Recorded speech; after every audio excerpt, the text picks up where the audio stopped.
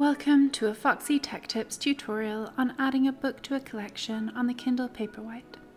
If you find this tutorial helpful, please consider subscribing to my channel and liking the video. From the Kindle homepage, find the book that you would like to add to a collection and tap the three dots in the bottom right of the book cover.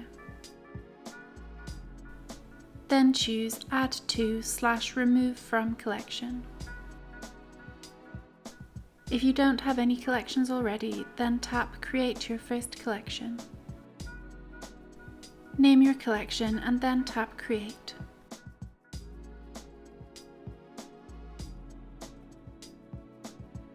Tap the collection to select it, and then tap Save in the bottom right. That book has now been added to the collection.